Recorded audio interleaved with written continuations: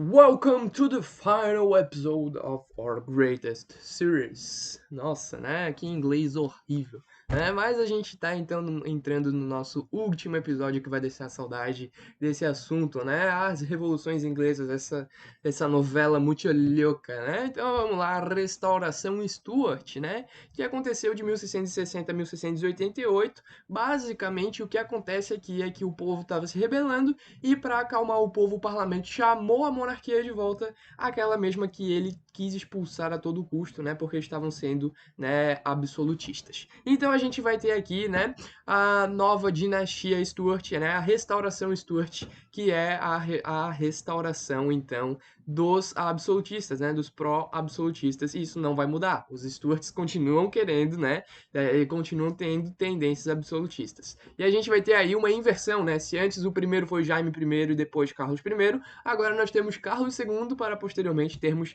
Jaime II. O maior governo foi o do Carlos II, né? Que ele vai governar por 25 anos, né? E aí depois o Jaime II vai governar por 3 anos. Aí depois acontece a Revolução Gloriosa. Mas calma. Primeiro vamos entender o que está acontecendo, né? A gente tem a rebelião da sociedade, o parlamento chama os Stuart para voltar. Chega Carlos II, Carlos II agora vai ser nosso rei, tá? E o Carlos II, né, ele vai ter tendências absolutistas, ele vai enfrentar o parlamento, vai querer pegar mais direitos para ele, vai tentar tirar direitos do parlamento, né?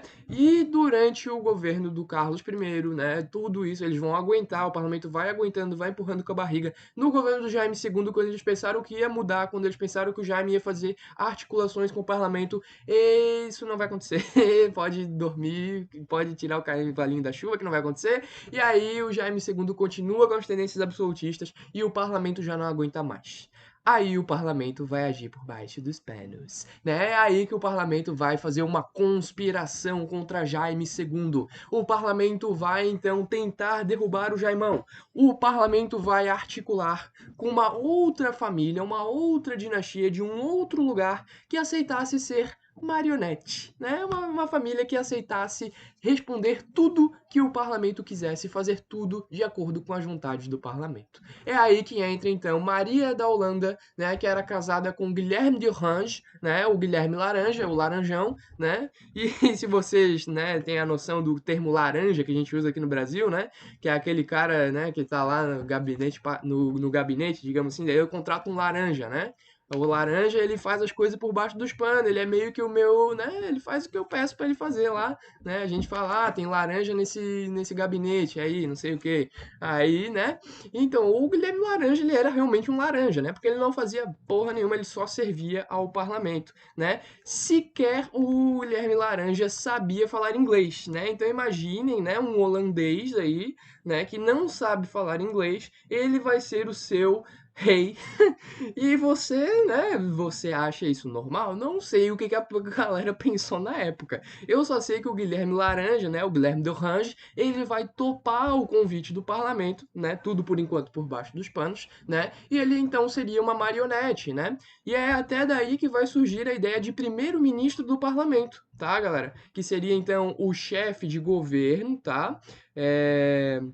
O chefe de governo é o primeiro-ministro, e então o rei seria apenas chefe de Estado, certo? Porque o rei, ele é, enfim, vitalício, né? O cargo de rei é vitalício, e o chefe de governo, ele pode ter eleições e tudo mais, né? Então, a cada governo do primeiro-ministro, né? Então, a gente teria um governo novo, né?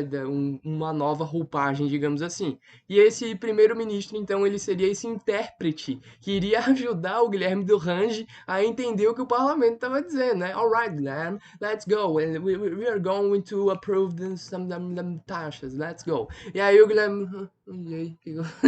Eu não sei falar inglês, galera, me ajuda aí. Aí o intérprete fala pra ele, não, eles querem aprovar as taxas lá do bagulho, daí, alright, né? Aí, era assim, cara, o Guilherme Del Range não sabia falar inglês. E aí essa figura do intérprete, aos poucos, ela foi, né, sofrendo modificações, e hoje o intérprete é o primeiro-ministro que existe até hoje na Inglaterra. Beleza, pessoal? Aqui eu trouxe as imagens para vocês. Esse aqui é o Carlos II, essa cara aí de almofadinha. O Jaimão Jaimão, né? O Jaimão II, né? Meu Deus, cara de que, pô, velho, cara de tristeza. E, e aqui a gente tem o Guilherme de Orange, esse homem jovial, né? Que se quer saber falar inglês vai ser o rei da Inglaterra. Mas ainda não é oficial, né? Ainda tá tudo por baixo dos panos. Até que nós vamos ter o evento conhecido como a Revolução Gloriosa. O que foi a Revolução Gloriosa? A Revolução Gloriosa foi então um golpe, né? O golpe que a gente vai derrubar a monarquia. Nós vamos derrubar os Stuarts, né? Na verdade, derrubar a monarquia mais ou menos, né? A monarquia vai continuar, só que a monarquia absolutismo de uma vez por todas vai acabar. Porque agora nós temos uma marionete no palco, né, no palanque, e a gente vai então fazer com que essa marionete faça o que nós queremos. Quem somos nós? O parlamento. Quem manda agora em tudo é o poder legislativo, a instância legislativa, né, do Estado, que é o parlamento. Então a gente vai ter aí o Guilherme de Orange sendo esse rei que reina, mas não governa. Ou seja, ele é apenas chefe de Estado, não é mais o chefe de governo. O que é chefe de Estado? Você é a representação daquele Estado, né, daquele país. Né? O que é o chefe de governo? O chefe de governo é aquele que administra, é o chefe da administração das contas públicas, da administração pública daquele país. Beleza? Então ele vai ser apenas o chefe de Estado, ele vai ser esse rei que reina, mas não governa, beleza? E a consequência máxima de tudo isso, né, da nossa Revolução Gloriosa, é a burguesia no poder, certo? Como o Guilherme de Orange vai ser uma marionete, um puppet, né, como a gente diria, ele vai ser, então, né, o cara que vai fazer tudo que a gentry quiser. O que é a gentry? Mais uma vez, a gentry é a burguesia, né? Então a burguesia, ela vai ficar no poder, vai se legitimar e ela vai ganhar muito com isso, né?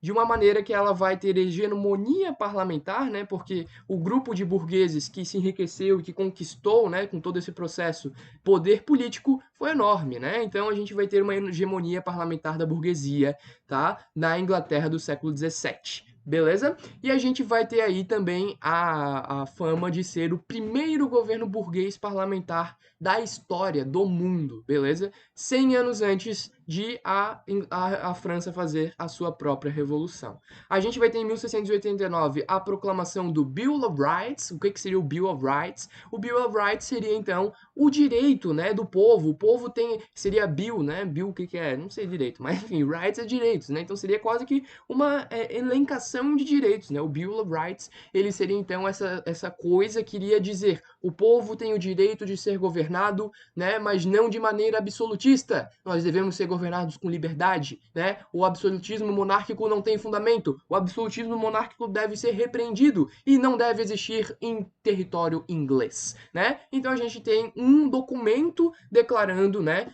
o fim do absolutismo e o início, então, de uma monarquia mais parlamentarista, menos autoritária e que vai ter uma representação da burguesia muito mais forte, beleza?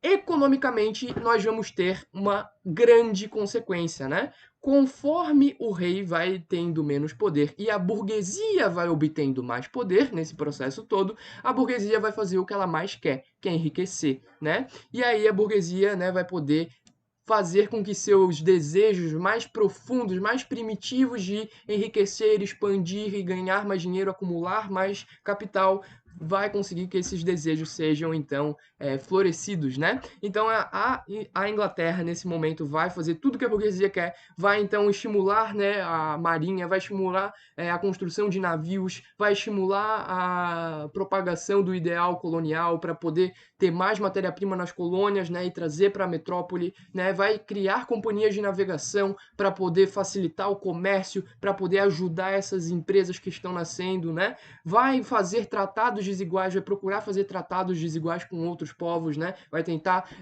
submeter outros povos ao seu imperialismo, né, como por exemplo o Tratado de Methuen, né, o Tratado dos Panos e Vinhos, que com o passar do tempo foi muito prejudicial para Portugal e ajudou em muito a Inglaterra. A gente vai ter aí, né, a busca por reservas minerais no contexto aí do século XVII, depois do século XVIII, né, desse crescimento da ciência, né, de entender como que funciona o carvão, como eu posso fazer a máquina a vapor. Então a gente vai procurar essas reservas minerais para ser um destaque no campo científico, um destaque no campo da engenharia, para a gente poder produzir, né, com muita mais rapidez, né, as nossas as nossas manufaturas, a gente vai ter aí muitos outros interesses burgueses que vão ser favorecidos com essa revolução gloriosa que vai colocar a burguesia no topo, tá? E todos esses motivos que eu falei para vocês, todas essas consequências que eu falei para vocês, eu poderia usar muito bem, né, em uma outra novela, que é a novela da Revolução Industrial. Mas a novela de revoluções inglesas fica por aqui, tá? Porque eu quero que vocês tenham no coração o que foram as revoluções inglesas. Se alguém te parar na rua e te perguntar o que foi a Revolução Inglesa, tu vai fazer assim, ó, deixa eu pensar rapidinho. Tu vai puxar lá de dentro e aí tu vai falar, foi um movimento político, né? Foi um movimento de contestação, né? De contestar o absolutismo monárquico que levou a burguesia ao poder, né? Que levou à hegemonia da burguesia no parlamento inglês. É isso que tu vai falar, é isso que tu vai responder. Eu espero que tenha ajudado todos. Vejo vocês numa próxima novela, vejo vocês num próximo capítulo. Terminamos aqui, né? Terminamos o capítulo de Revoluções Inglesas, mas virão muitos outros legais pela frente. Vejo vocês lá. Valeu!